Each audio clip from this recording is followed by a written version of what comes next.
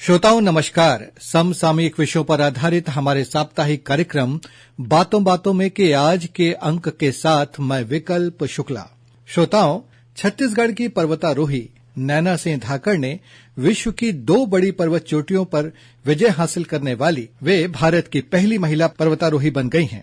उनकी इस उपलब्धि के लिए हाल ही में राष्ट्रपति द्रौपदी मुर्मू ने उन्हें तेनजिंग नोर्गे राष्ट्रीय पुरस्कार के तहत लैंड एडवेंचर पुरस्कार से सम्मानित किया है। श्रोताओं, आकाशवाणी समाचार के इस कार्यक्रम में इस वक्त नैना सिंह धाकड़ जी हमारे साथ उपस्थित हैं। नैना जी, हम इस कार्यक्रम में आपका हार्दिक स्वागत करते हैं। बहुत बहुत शुक्रिया सर। जय हिंद, नमस्कार, जय जोहार। जी, जय जोहार। नैना जी, सबसे पहले आपको बहुत सारी बधाइयां। पहले हम आपके बारे में जानना चाहेंगे कि आपका जन्म कहाँ हुआ, शिक्षा दीक्षा कहाँ पर हुई, और फिर ये पर्वतारोहण जो कि बहुत ज्यादा उस तरह से देखा जाए तो लोकप्रिय नहीं है छत्तीसगढ़ में, उसके लिए आपको प्रेरणा कहाँ से मिली, तो इसके बारे में बताइए आप हमें। जैसा कि आप सभी को पता है कि छत्तीसगढ़ के रायपुर से 300 किलोमीटर जगदलपुर वाले रोड पे हमारा घर होता है। मैं एक छोटे से गांव टाकरागुड़ा में निवास करती हूँ। जिस तरीके से आपने पूछा कि पर्वतारोहण के क्षेत्र के बारे में कि यहाँ पे इसकी जो कार्य है वो होती नहीं है, वाकई में ये होती नहीं थी, बट अब होती है। जब मैंने स्टार्ट किया था तो 2009-10 से स्टार्ट किया है जी। तो मैंने अदर स्टेट से ये सीखा है, जैसे हमारे इंडिया के टॉप 1 टॉप 2 लेवल का जो इंस्टीट्यूट है, Himalaya mountaineering institute Darjeeling, Nehru institute mountaineering जो हमारा उत्तरकाशी में है, तो मैंने वहां से ट्रेनिंग लिया है जी। और साथ ही साथ जैसे ट्रेनिंग के साथ मैंने कई सारे एक्सपीडिशन भी किए हैं। तो मैं छत्तीसगढ़ की फर्स्ट इंटरनेशनल माउंटेनियर का खिताब भी लिया है, क्योंकि छत्तीसगढ़ में इस फील्ड को लाना मेरे लिए बहुत दिक्कत भरी थी, क्योंकि ना ही कोई गुरु, ना कोई समझाने वाला। और इस फील्ड को चूज करने का सबसे बड़ा मुद्दा ये था, मैं नेशनल प्लेयर हूँ जूडो की, और जो मेरा बैच पास आउट हुआ तो वो सब वही जूडो करते थे, तो हमको लगता था कि वो सब कोच बनेंगे जी। तो मन में एक ख्याल आया कि हम कोच बनेंगे जरूर, लेकिन कुछ डिफरेंट करना है जी। जो मतलब यूनिक हो, यूनिक काम हो। और सडनली मेरा ऐसा हुआ कि मैंने एनएसएस ज्वाइन किया। एनएसएस के थ्रू मेरा ये सिलेक्शन हुआ और मैंने नेशनल कैंप अटेंड किया हिमाचल में 2010 में। देन आफ्टर एक चीज देखने को मिला कि हाँ, कुछ डिफरेंट ये चीज है, कोई डिफरेंट फील्ड है, तो ये करना चाहिए। और फाइनली मैंने ये डिसीजन ले लिया। और जब मैंने बैक घर वापस आई तब पता चला कि 2011 में जो भारत की पहली पर्वतारोही है जिसने एवरेस्ट फतह किया है, मिस बछेंद्री पॉल मैम, उनके टीम में मुझे सम्मिलित होना है। तो इससे बड़ा खुशी मुझे कुछ नहीं लगा और मैंने बिल्कुल हाँ पे हाँ डाल दिया और मैं निकल पड़ी। तो ये फर्स्ट इंटरनेशनल अभियान था जो हम अदर कंट्री पे जाके ये अभियान किए थे माउंटेनिंग का। तो उसके बाद एक जज्बा जागृत हो गया अंदर कि अब तो मुझे इसी फील्ड में कुछ करना है, मुझे कुछ करना है। क्योंकि मैं बचपन से बहुत डरती थी हाइट से एंड ट्रैवलिंग से, बट ये करने के बाद एक चीज लग गया कि मुझे एक यूनिक चीज मेरे हाथ लग गई थी और उसे मैंने प्रूव करना था। वो मेरे राज्य के लिए वो पहला अटेम्प्ट था, क्योंकि माउंटेनिंग के बारे में यहाँ किसी को कुछ नॉलेज नहीं था, किसी से पूछ भी नहीं सकते थे। तो कहीं ना कहीं मैं बाहर जितने गई उससे ज्यादा मैं खुलती गई और फाइनली ऐसा हुआ कि मेरा एम सिलेक्शन करने का समय आया और मैंने माउंट एवरेस्ट को अपना एम बना लिया। जी, बहुत बढ़िया। ये आपके सफर की शुरुआत बहुत शानदार हुई और बछेंद्री पाल जी की टीम में आपको शामिल किया गया। लेकिन नैना जी, उससे पहले जैसा आपने बताया कि एनएसएस यानी राष्ट्रीय सेवा योजना में जाकर वो एक टर्निंग पॉइंट आया था आपकी लाइफ में और आपने चुना इस पर्वतारोहण को अपने एक करियर के रूप में। तो वो टर्निंग पॉइंट कौन सा था? कब आपको लगा कि नहीं, अब मुझे एक पर्वतारोही बनना है? और फिर जब आपने निर्णय लिया तो आपके जो परिवार है, आपके माता पिता हैं, उनकी क्या प्रतिक्रिया रही थी उस वक्त? बिल्कुल, एक्चुअल में क्या हुआ, जब मैं इस फील्ड में आई तो उसके पहले जो मैं एक स्पोर्ट्स गेम खेला करती थी, तो मेरा जो बचपन है वो बहुत बुरे तरीके से बीता है। क्योंकि फैमिली का विदाउट सपोर्ट, पापा के चले जाने के बाद, मेरे पापा जी नहीं रहे और जब मैं 3-4 साल की थी पापा एक्सपायर कर गए। वो पुलिस डिपार्टमेंट में थे और उसके एक्सपायर होने के बाद फैमिली का जो बैकग्राउंड सपोर्ट था वो मम्मी को नहीं मिला। तो हम 3 भाई बहन होते हैं और मम्मी इस भरी दुनिया में जो जीवन उन्होंने चलाया, हमको सही शिक्षा दीक्षा दिया, उनके लिए मैं आभार व्यक्त करती हूँ। साथ ही साथ जो मेरा इस फील्ड को सेलेक्ट करना था, जो टर्निंग पॉइंट की आप बात कर रहे हैं, बात ये थी कि स्टार्टिंग जो है कि एक चीज मुझ में है कि कुछ भी चीज करते रहना, मतलब कंटिन्यूस जो होती है वो करते रहना, लगातार करते रहना। और मैंने ये सेलेक्ट किया कि मैं एक रंगमंच की दुनिया में आई तो कई लोगों ने ताने सुनाना स्टार्ट कर दिया, तो मैंने अपना फील्ड छोड़ के दूसरे फील्ड में जंप किया।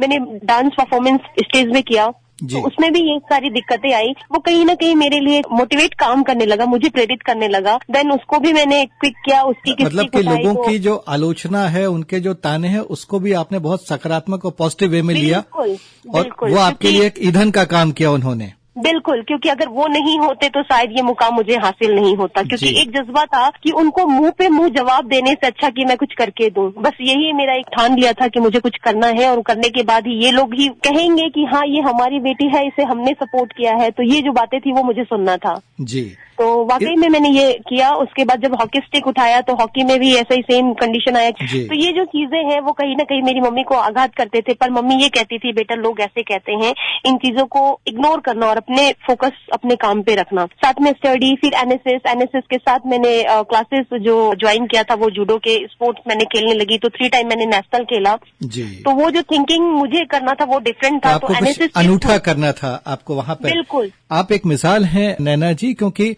कई बार लोग क्या होता है कि अपने आसपास के लोगों के, रिश्तेदारों के या और परिचितों के ताने सुनकर की उनकी आलोचना सुनकर हतोत्साहित हो जाते हैं और मार्ग से भटक जाते हैं। लेकिन आपने उसको पॉजिटिव वे में लिया और आपने साबित करके दिखाया, और जो लोग आलोचना कर रहे थे उनको आपने बता दिया कि अब उसका जिसका लोग आलोचना करते थे वो राष्ट्रपति के हाथों सम्मानित हुई है। बहुत बड़ी बात है और एक मिसाल है आप। तो फिर उसके आगे की सफर की कैसे ये आपका जारी रहा पर्वतारोहण का? बचेंद्री पाल जी के आप दल में शामिल हुई और फिर अपने पिछले साल 2 सबसे जो ऊंची पर्वत चोटियां हैं, माउंट एवरेस्ट, ये तो सबसे ऊंची पर्वत चोटी है ही, और इसके 10 दिनों के भीतर ही आपने विश्व की 4थी सबसे ऊंची चोटी माउंट लाओसे पर तिरंगा फहराया।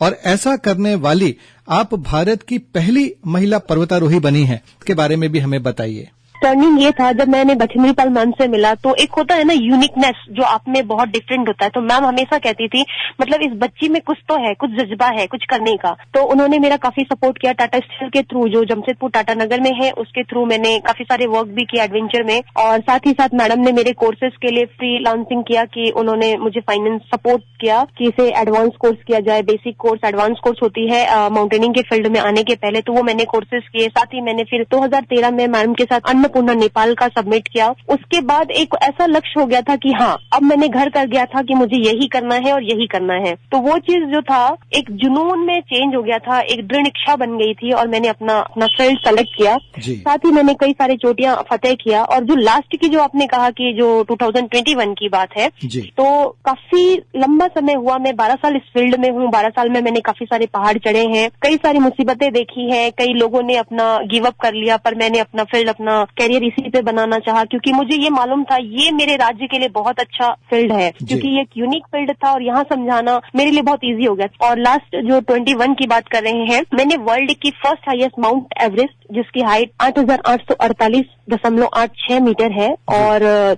माउंट लॉस है जो विश्व की 4th हाईएस्ट, 4थी हाईएस्ट चोटी है, जिसकी हाइट 8,516 मीटर की है। मैंने इसे बैक टू बैक 10 दिनों के अंदर, मतलब एक चोटी से दूसरी चोटी को फतह करके डाउन आने का काम मैंने 10 दिनों में किया। हाँ, इसके लिए मैंने वर्ल्ड रिकॉर्ड भी बनाया है। वर्ल्ड रिकॉर्ड इस चीज का था कि मैंने उन दोनों चोटियों पे जहाँ पे सी लेवल का ऑक्सीजन भी नहीं अवेलेबल होता, वहाँ पे किसी से बातें करना या किसी से कुछ हेल्प मांगना, बहुत एनर्जी लगती है वहाँ पे। -40, -50 का टेम्परेचर होता है। साथ ही वहाँ पे जो विंड चलती है वो 70 to 80 और प्रति घंटे के रफ्तार से वो हवा चलती है, जो विंडी हवा होती है वो बहुत खतरनाक होती है। व्हाइट हाउस हो जाता है। उस बीच में मैंने देश को डेडिकेट किया है, सारी जहाँ से अच्छा हिंदुस्तान हमारा, ये सॉन्ग मैंने वहाँ गाया था दोनों चोटियों पे। क्या बात है जी। नैना जी, पर्वतारोहण अपने आप में एक बहुत कठिन स्पोर्ट्स है और आपने तो बैक टू बैक 10 दिनों के भीतर 2 बड़ी जो है चोटियों पर फतेह हासिल की है। तो कोई ऐसा वाक्य बताइए कि जब वाकई ऐसा लगा हो कि ये बहुत कठिन बाधा है और एक बड़ा बैरियर है ये, और फिर उसको आपने कैसे पार किया, इसके बारे में बताइए।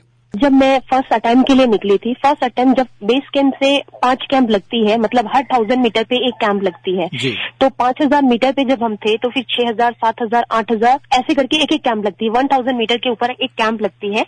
टॉप को छोड़ के, टॉप में हम कैंपिंग नहीं कर सकते क्योंकि वहाँ पे वो फैसिलिटीज नहीं है कि हम टेंट वहाँ पे लगा पाए।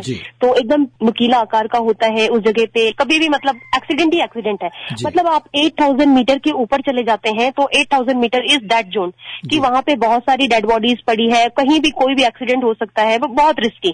मतलब आप 5000 मीटर के बाद आप बेस कैंप के बाद कैंप 1 जाते हैं, जिसे कुंभू ग्लेशियर कहते हैं, वहाँ मतलब आप बिलीव नहीं करेंगे कि कुछ भी हो सकता है। और वैसे ही सेम कैंप 2 के लिए जाते हैं तो वही कंडीशंस है।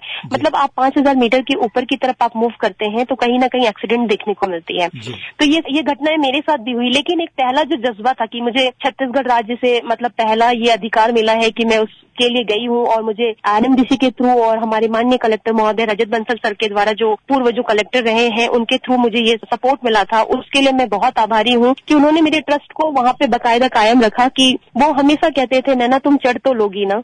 मतलब मन में एक धैर्य था उनके कि ये कर पाएगी या नहीं, लेकिन वो हमेशा एक ही सेंटेंस कहते थे। वो चीज मेरे वहाँ घर कर गई थी और मैंने अपना कर दिखाया उसे। बिल्कुल और मैंने आगे बढ़ाया। तो जब वो फर्स्ट अटेम्प्ट था, मुझे 13 मई को वहाँ सबमिट करना था, जो टॉप ऑफ द वर्ल्ड का हाईएस्ट जो चोटी था उस पे करना था, लेकिन वेदर इतना खराब था कि हमें 8000 मीटर पे 12 घंटे सर्वाइवल करना पड़ा। अच्छा। और जब हम वेदर खुला ही नहीं, जब साइक्लोन इंडिया पे चली थी उसका कहीं ना कहीं असर वहाँ पे था। विंडी इतनी थी, तो हमारे टेंट उड़ गए थे, एवलांच आ गया था, तो टेंट खाई में गिर गए थे, ऑक्सीजन सिलेंडर खाई में, खाने का राशन सिलेंडर सब मतलब खाई पे चला गया था। तो वो सिचुएशन देख के मन में थोड़ा सा भय हुआ था कि क्या वाकई में इतनी दुर्घटना होती है यहाँ पे।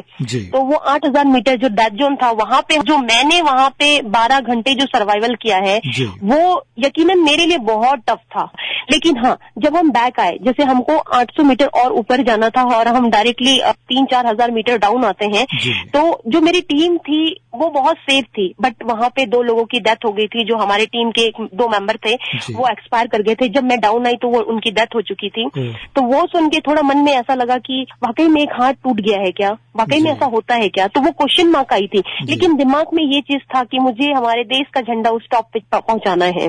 नैना जी, आपने बिल्कुल वाकई 2 बड़ी चोटियों पर देश का झंडा लहराया है और उसमें भी जो है आपने एक रिकॉर्ड बनाया है। राष्ट्रपति महोदया ने आपको इसके लिए सम्मानित भी किया है, पुरस्कृत भी किया है। उस समय कैसा लगा जब राष्ट्रपति जी आपको सम्मानित कर रही थी?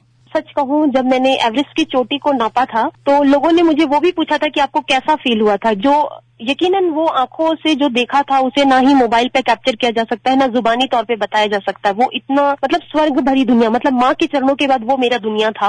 और सेकंड, जब आप जो बोल रहे हैं राष्ट्रपति जी से, सच कहें जितनी खुशी मतलब मुझे वहाँ होके नहीं थी ना, वो खुशी मेरे प्रदेशवासी, मेरे भारतवासी को देख के थी कि मतलब नैना सिंह धाकड़ को राष्ट्रपति के द्वारा तेंजिंग नोर्गे अवार्ड, जो हमारे देश का सबसे मतलब माउंटेन के फील्ड में बहुत कीमती अवार्ड होता है, वो मिलने जा रहा था। मैं उनकी खुशी देख के मतलब मैंने जो अपने अंदर वो फील किया था ना, उसे मैं जुबानी नहीं कह सकती कि क्या था वो, क्योंकि जब मैं लौटी तो लोगों की वो उत्साहवर्धक जो आंखों की झलकता हुआ जो खुशी था वो मैं बिल्कुल बयान नहीं कर सकती। हम सबको आप पे गर्व है नैना जी। अंत में चलते चलते एक संदेश दें, जो भी ऐसी बालिकाएं हैं, जो हमारी बेटियां हैं हमारे प्रदेश की, चाहे वो पर्वतारोहण हो, इस तरह का जो फील्ड में जो उतने जो है यूं कहीं कि मुख्य धारा के नहीं माने जाते हैं स्पोर्ट्स, उसमें अपना करियर बनाना चाहती हैं, उनको आप क्या संदेश देंगी? जैसे कि आप सभी को पता होगा कि अगर हम दृढ़ इच्छा शक्ति अपनी मजबूत कर लेते हैं, सेल्फ कॉन्फिडेंस अपनी मजबूत कर लेते हैं, तो हम कहीं भी कुछ भी कर सकते हैं। लेकिन उसके लिए लोगों का विश्वास जीतना और लोगों की दुआएं होना साथ में बहुत जरूरी है। तो कोई भी अपना लक्ष्य साधने के पहले अपने अंदर का जो दृढ़ इच्छा है उसे मजबूत कर लीजिए। यस, मैंने ये करना है, मैंने ये करना ही है और मैंने ये करके दिखाना है। बस ये चीज अगर आ जाती है इंसान के अंदर और 4 लोगों की दुआएं अपने साथ होती है, तो चाहे वो माउंट एवरेस्ट की चोटी क्यों ना हो, चाहे वो किसी फील्ड में क्यों ना हो, चाहे वो स्टडी के क्षेत्र में या किसी गेम के क्षेत्र में, वो कर सकते हैं। स्पेशली जो बेटी के ऊपर बात आई, तो आपको बता दें हम कि मैं बेटी बचाओ बेटी पढ़ाओ हमारे प्रधानमंत्री नरेंद्र मोदी जी का ये नारा है। लेकिन मेरा जो इस फील्ड में मैं वर्क करती हूँ वो बेटी नहीं किसी से कम, बेटी को मिलेगा देश में दम, ये मेरा मिशन है और मैं इसे कंटिन्यू इसे फॉलो करती हूँ और करवाती हूँ कि बेटी वाकई में अगर जो ठान ले, बेटी से ही परिवार है, बेटी से ही समाज है, बेटी से ही देश है, तो इस चीजों को मैं फॉलो करवाती हूँ। और आप सभी से निवेदन है कि इस फील्ड को सेलेक्ट करने के पहले आप माउंटेनिंग के फील्ड में आ सकते हैं, आप अपने ऑल एक्टिविटीज कर सकते हैं, चाहे वो स्टडी के क्षेत्र में है या कला के क्षेत्र में है या साहित्य के क्षेत्र में। आप बस अपनी दृढ़ इच्छा शक्ति बना के रखिए और अपने परिवार, अपने फैमिली, देश का नाम रोशन कीजिए। बहुत महत्वपूर्ण आपने बात कही है नैना जी, और आप वाकई हम न सिर्फ छत्तीसगढ़ वासियों के लिए, भारतवासियों के लिए आप एक गौरव हैं, और जितनी भी बालिकाएं हैं, जितनी बेटियां हैं, उनके लिए आप एक मिसाल हैं, एक प्रेरणा स्रोत हैं। और आपने हमसे बहुत अपने जो अनुभव हैं वो शेयर किए, अपनी इस संघर्ष गाथा को आपने हमारे साथ में साझा किया, इसके लिए हम आपके हृदय से आभारी हैं। बहुत बहुत शुक्रिया सर। धन्यवाद नैना जी। तो श्रोताओं, ये था समसामयिक विषयों पर आधारित हमारा साप्ताहिक कार्यक्रम बातों बातों में। अगले हफ्ते एक नए विषय के साथ हम फिर हाजिर होंगे। अब हम आपसे विदा लेते हैं। नमस्कार।